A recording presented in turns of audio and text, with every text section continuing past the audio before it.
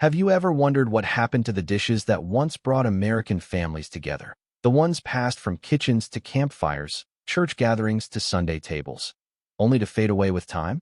Today, we're dusting off the forgotten pages of history to rediscover meals that nourished generations through struggle, celebration, and change. From fry bread tacos born out of hardship, to the rich and communal stew of burgoo, to the humble Johnny cakes that fueled pioneers on the move. These recipes aren't just food, they're living stories. Some carried the warmth of survival, like cowboy beans simmering over an open fire, while others brought comfort in simple times, like milk toast or salmon patties pulled together from pantry staples. And then there are the dishes that felt like pure celebration. Chicken a la king served in elegant dining halls, or apple pandowdy sweetening family tables during autumn harvests. Each recipe reveals a piece of who we were. Our resilience, our creativity, and our hunger not just for food, but for connection. So grab a seat at the table, because we're about to take a nostalgic journey across forgotten kitchens of America. And before we begin, if you love uncovering these hidden food stories and want more recipes that history almost erased, make sure you subscribe to the channel. That way, you'll never miss a taste of the past. Fry bread tacos. Sometimes, a recipe carries with it the weight of history, both painful and resilient. Fry bread tacos, often called Indian tacos, are one such dish. They aren't just food, they're a story of survival. This dish traces its roots back to the mid-19th century, during the forced relocation of Native American tribes, most famously the Navajo Long Walk of 1864. When people were removed from their lands and traditional food sources, the U.S. government supplied rations like flour, sugar, salt, and lard.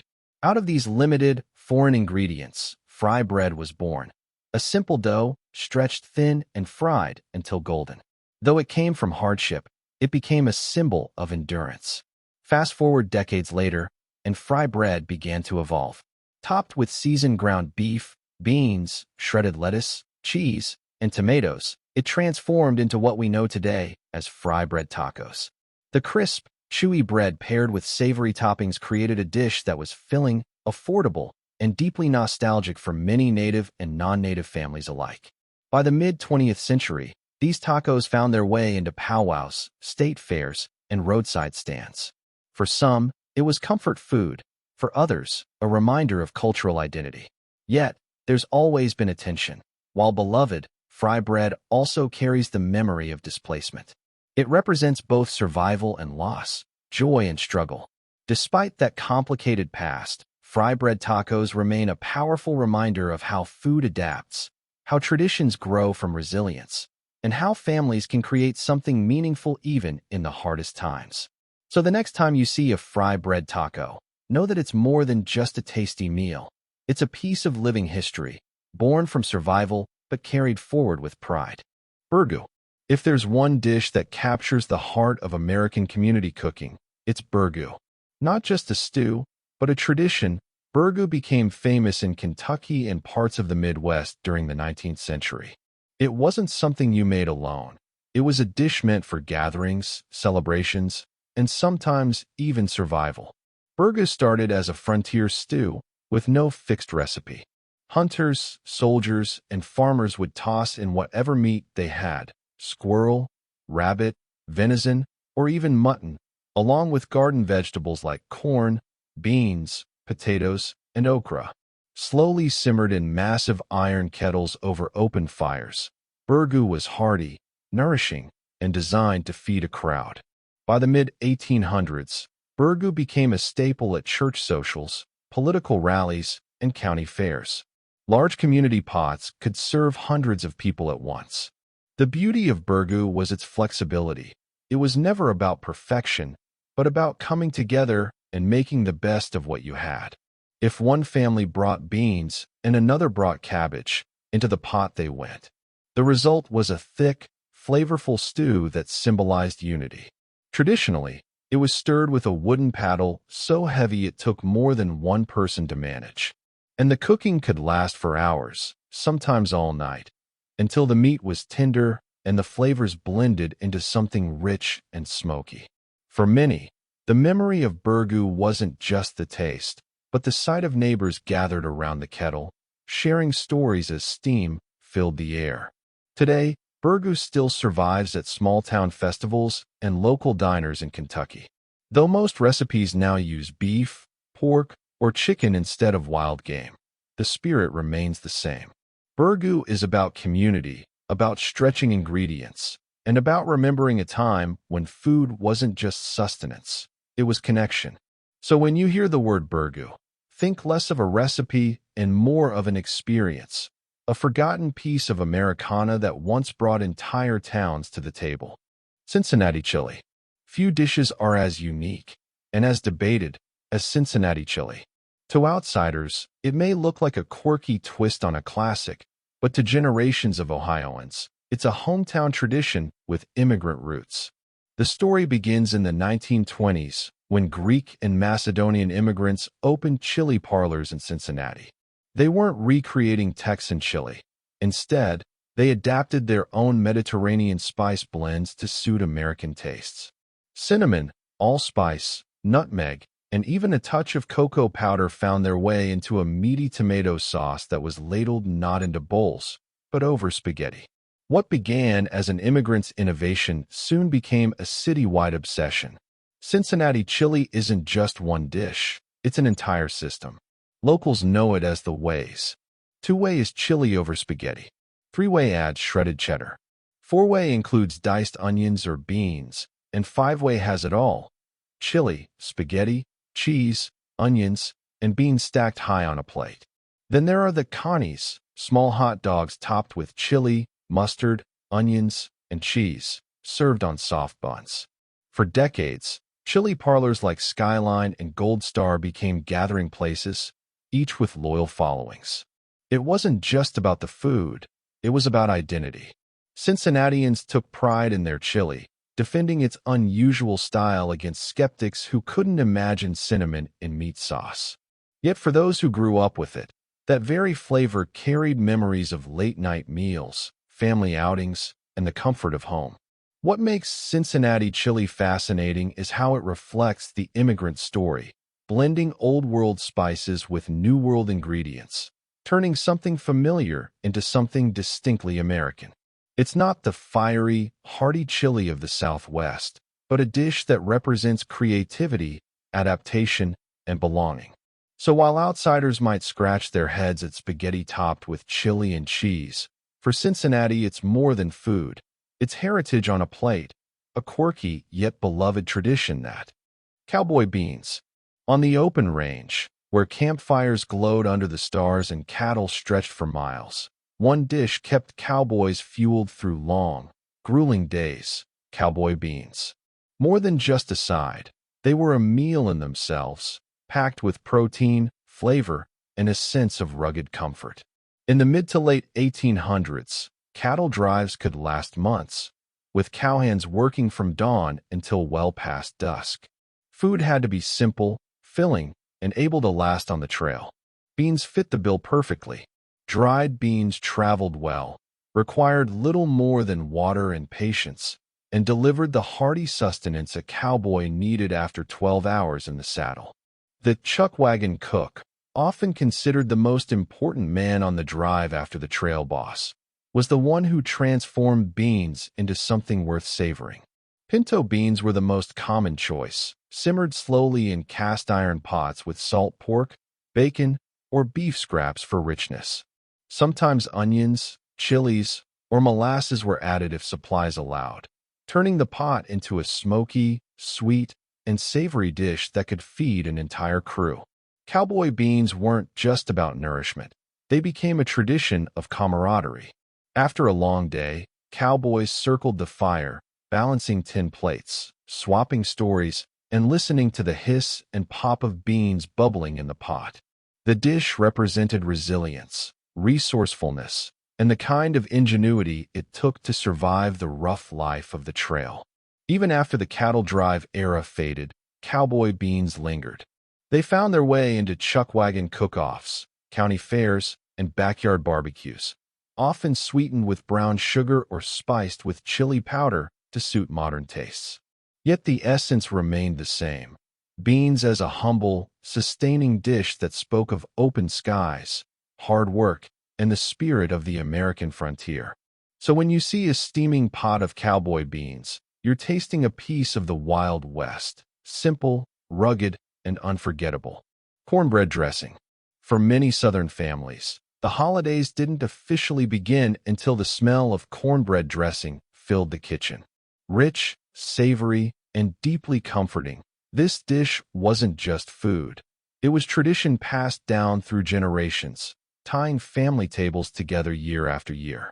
Cornbread dressing has roots in both Native American and African American cooking traditions. Long before ovens, indigenous people used ground maize to make early forms of cornbread. Later, enslaved cooks and Southern families alike turned that humble bread into something more, crumbling it, seasoning it, and blending it with broth, herbs, and vegetables to create a dish that could stretch ingredients and feed many.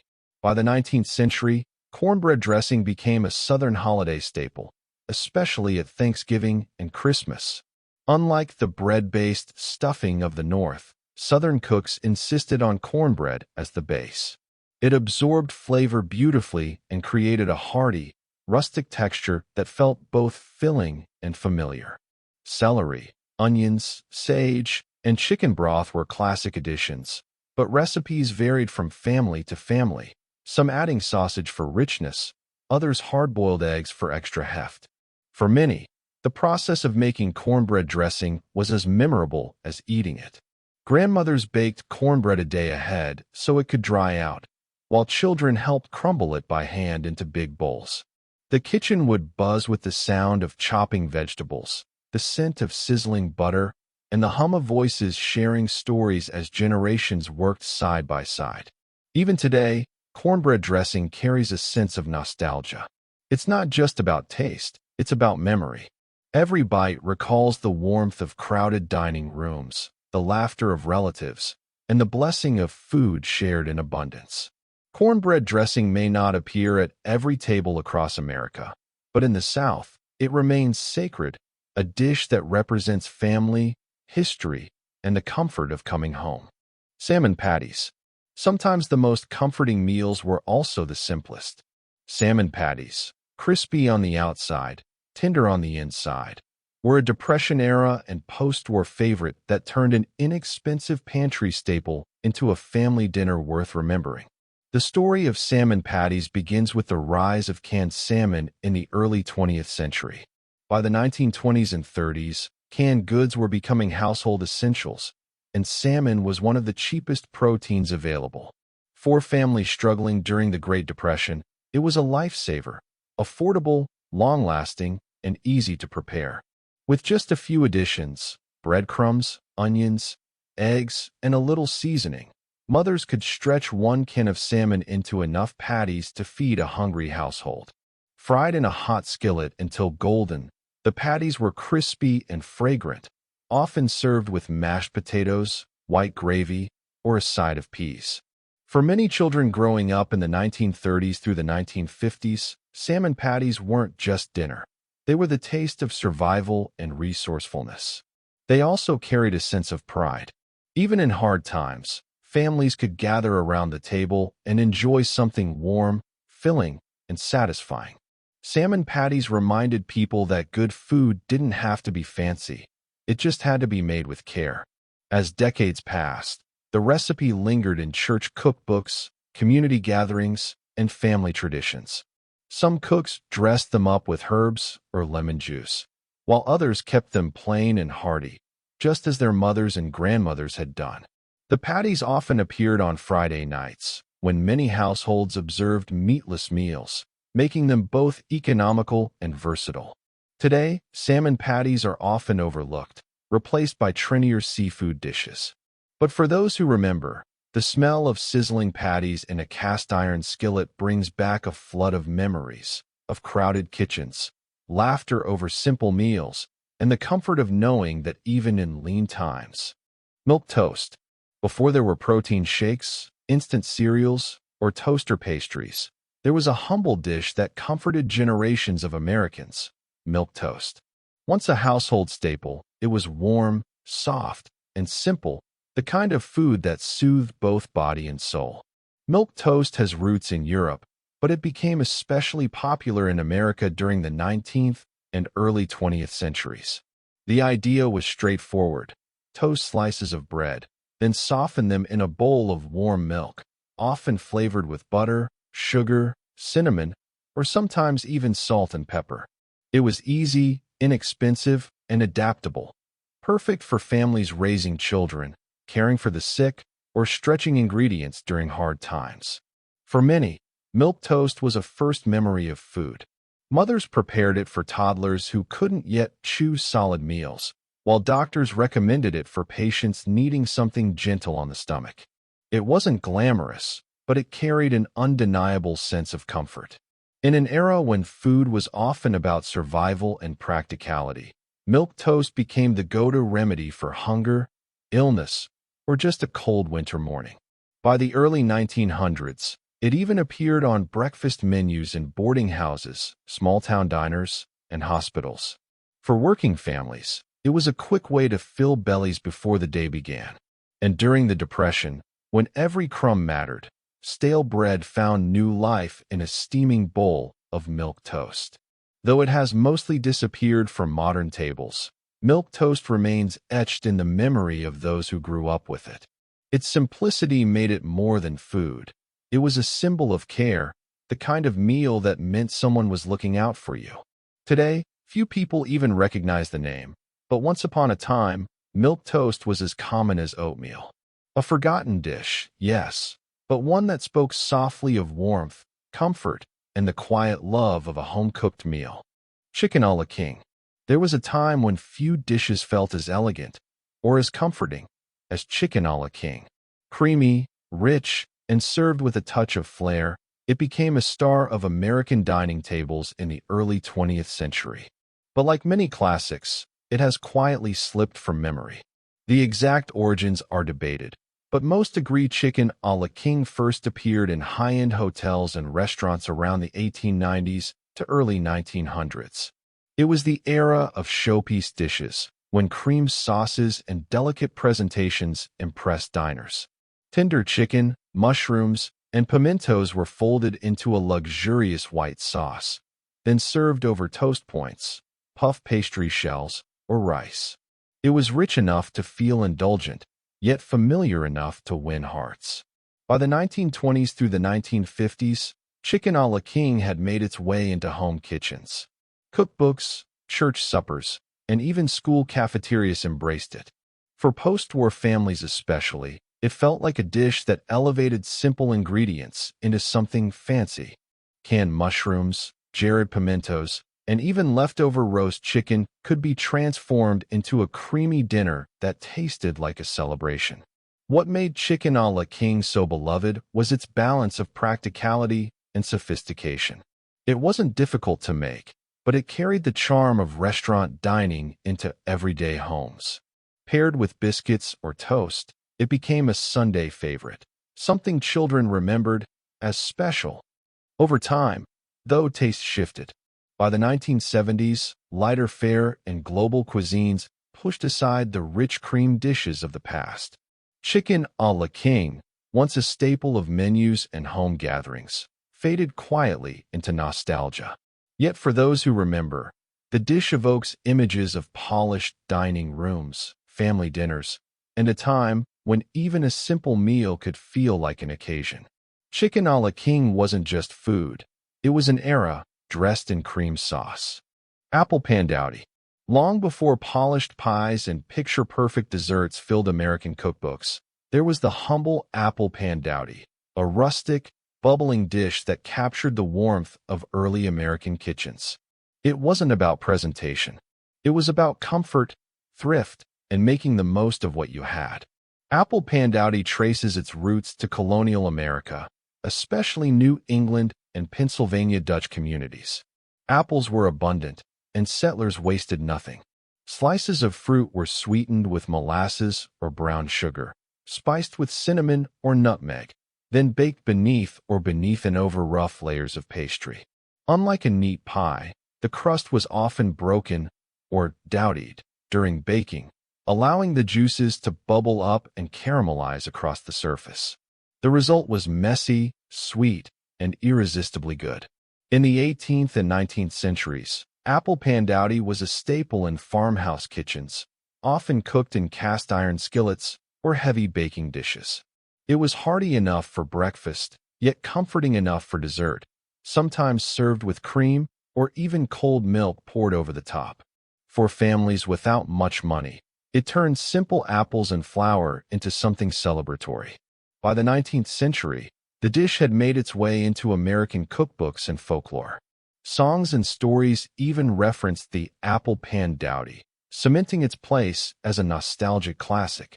Unlike fancy cakes, this was food for everyone: working families, farmers, and children who waited eagerly for the golden, bubbling dish to come out of the oven. Though it fell out of fashion in the 20th century, replaced by more polished pies and crisps, apple pandowdy remains a reminder of how early Americans approached food, with practicality, resourcefulness, and joy. Its imperfect, rustic look was never the point, the flavor was. Today, apple pandowdy might be forgotten, but for those who once knew it, a single bite could bring back the feeling of a warm kitchen on a chilly evening. Or looks. Johnny cakes. Before pancakes became a breakfast favorite across America, there were Johnny cakes, simple cornmeal griddle cakes that fed generations from the earliest colonies to the pioneer trails. They weren't fancy, but they were hearty, practical, and deeply tied to the American story. The roots of Johnny cakes stretch back to Native American cooking. Long before European settlers arrived, indigenous people were grinding maize into meal and cooking it into flatbreads over open fires. When settlers learned this method, they adapted it into what became known as journey cakes or Johnny cakes, since they were easy to carry on the road. By the 1700s and 1800s, Johnny cakes were common in colonial kitchens, especially in New England and along the frontier. Cornmeal was affordable, widely available, and didn't spoil easily. Mixed with water, milk, or buttermilk, and sometimes a little salt or fat, Johnny cakes could be fried on a griddle or baked on a hot stone.